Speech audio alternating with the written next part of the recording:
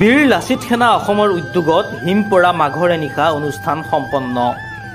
অসমীয়া চহা জীৱনৰ কৃষ্টি সংস্কৃতি পৰম্পৰাক জীয়াই ৰখাৰ স্বাৰ্থত 19 জানুৱাৰীৰ নিশা বীৰ লাচিত সেনা অসমৰ লখিমপুৰ জিলা সমিতিৰ অন্তৰ্গত চাউলধোৱা বগীনদী আঞ্চলিক সমিতিৰ অধীনস্থ নআলি থেকেৰাগুৰি শাখা সমিতিৰ উদ্যোগত থেকেৰাগুৰি ৰাস মঞ্চত হিমপৰা মাঘৰে নিশা শীৰ্ষক অনুষ্ঠান অনুষ্ঠিত হয়। অনুষ্ঠান উপলক্ষে দিনৰ ভাগত পতাকা উত্তোলন, গছৰ পুলি ৰোপণ কৰাৰ লগতে স্থানীয় ৰাইজৰ মাজত বিভিন্ন পৰম্পৰাগত খেল ধেমালি অনুষ্ঠিত হয়। জাতি ধৰ্ম বৰ্ণ নিৰ্বিশেষে 7খন গাঁৱৰ ৰাইজক একত্ৰিত কৰি অনুষ্ঠিত কৰা এই অনুষ্ঠানত নিশালৈ বিভিন্ন সাংস্কৃতিক অনুষ্ঠান অনুষ্ঠিত হোৱাৰ লগতে বিশিষ্ট ব্যক্তিক সম্বৰ্ধনা জনোৱা হয়। বীৰ লাচিত সেনা অসমৰ চাউলধোৱা বগীনদী আঞ্চলিক সমিতিৰ সচিব মনজ্যোতি শইকীয়া, লখিমপুৰ জিলা সমিতিৰ বিত্ত সচিব বিতুল দেউৰীয়ে পৰিচালনা কৰা এই অনুষ্ঠানত বহুকেইজন সমাজৰ বিশিষ্ট ব্যক্তিক সম্বৰ্ধনা জনোৱাৰ লগতে বিভিন্ন অসমীয়া চহা জীৱনৰ লগত জড়িত কাৰ্যসূচী গ্ৰহণ কৰা হয়। অনুষ্ঠানত বীৰ লাচিত সেনা অসমৰ কেন্দ্ৰীয় সমিতিৰ যুটীয়া সচিব প্ৰাণজিৎ গগৈ, লখিমপুৰ জিলা সমিতিৰ সভাপতি অজিত বুঢ়াগোহাঁই, মুখ্য সচিব ৰূপাংকৰ বৰাকে ধৰি লখিমপুৰ আৰু ধেমাজি জিলাৰ বিভিন্ন বিষয়ববীয়া তথা স্থানীয় ৰাইজ উপস্থিত থাকে। সাংস্কৃতিক সন্ধিয়াত কণ্ঠশিল্পী ৰাজা ভূঞাই গীত পৰিৱেশন কৰি ৰাইজক আপ্লুত কৰে।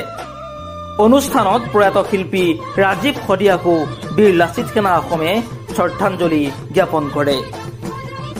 দীপপ্ৰতিম বৰাৰ প্ৰতিবেদন, আছামিজ টক্স নাও।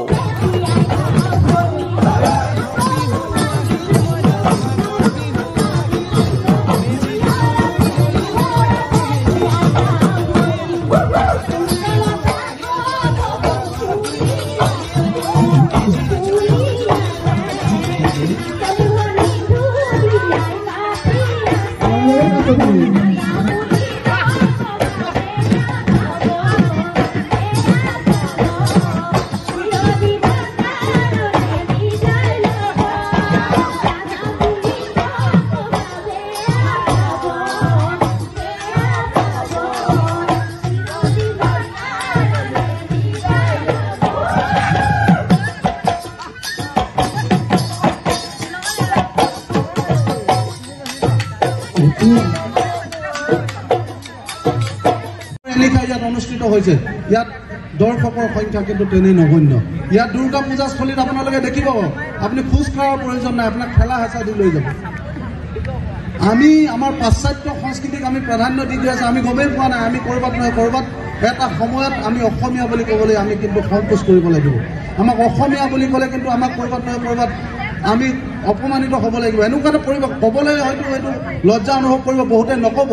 কিন্তু আজি আমি এই কথাটো চিন্তা নকৰিলে অনাদি 20 বছৰ পিছত এই ভয়াৱহ এক পৰিৱেশ পৰিস্থিতি অসমত কিন্তু গ্ৰাস কৰি উঠিব। গতিকে আমি আপোনালোকক এটাই আহ্বান জনাইছোঁ যে আমি আমাৰ পৰম্পৰাবোৰ আমি ৰক্ষা কৰি চলিব লাগিব। আমি আমাৰ ছাত্ৰ ছাত্ৰীসকলক ইংৰাজীও শিকাব লাগিব, অসমীয়াও শিকাব লাগিব। আমি সৰ্বতো প্ৰকাৰৰ বিকাশ কৰি শাৰীৰিকেই হওক, মানসিকেই হওক, বৌদ্ধিকেই হওক, আধ্যাত্মিকেই হওক, সৰ্বতো প্ৰকাৰৰ বিকাশ কৰি এজন মানৱ সম্পদ হিচাপে গঢ় দিবলৈ লাগিব। দিয়াত আমি সকলোৱে যত্ন ল'ব লাগিব। আমি কেৱল দেদিন মামি বুলি ক'লে আমি যে আত্মগৌৰৱেৰে অহংকাৰী হৈ যাওঁ। মোৰ ল'ৰাই অসমীয়া ক'বলৈ নাজানে, মোৰ ল'ৰাই ইংৰাজী মাধ্যমত পঢ়ে, মোৰ ল'ৰাই অসমীয়া তোমাৰ নামটো কি বুলি সুধিলে মাই নেম ইছৰ পৰা আৰম্ভ কৰে। আমি সেইটোক লৈ গৌৰৱ কৰিব নহ'ব। স্কুলত হয় তেওঁ ইংৰাজী মাধ্যমত আমি পঢ়াইছোঁ, তেওঁ ইংৰাজী ভালকৈ ক'ব জানে, কিন্তু তাৰ লগে লগে আমি কিন্তু আমাৰ মাতৃভাষাটোকো শিকাই নিব লাগিব। নহ'লে কিন্তু আমি আমাৰ এই যে মাতৃভাষাটো আৰু কেইবছৰমানৰ পিছত মাতৃভাষাত প্ৰতি সংকট আহিব। গতিকে আমি আপোনালোকৰ প্ৰতি আহ্বান জনাইছোঁ, আমি সকলোৱে মিলি অসমীয়া জাতিটোক, অসমীয়া আমাৰ পৰম্পৰাবোৰ, আমাৰ বিহুটোক, আমাৰ গামোচাখনক আমি জীয়াই ৰাখিব লাগিব। আমি এটা কথা আজি ভাল পাইছোঁ, এই উদ্যোক্তা সমিতিয়ে আমাৰ শিপিনীয়ে বোৱা আমাৰ গামোচাই আমাক সন্মান যাচিছে, মৰম যাচিছে। কিন্তু বহু অঞ্চলত আজিকালি এই গামোচাখন হেৰাই যোৱাৰ উপক্ৰম হৈছে। আজি উত্তৰ প্ৰদেশৰ গামোচাই কিন্তু সন্মান কৰা হয় আমাৰ অসমীয়া সভা সমিতিবিলাকত। আমি উদযাপন কৰা বিহু মেলাবিলাকত আমি বহিৰাজ্যৰ পৰা অহা গামোচাই আমাক সন্মান কৰা হয়। যদি আমি এইসমূহ কথাত আমি প্ৰতিবাদ নকৰোঁ, এই বিষয়সমূহত যদি আমি মাত নামাতোঁ, তেনেহ'লে কিন্তু আমি ক'ৰবাত নহয় ক'ৰবাত কোনোবা এদিন অসমীয়া বুলি ক'বলৈ সংকোচ কৰিব লাগিব।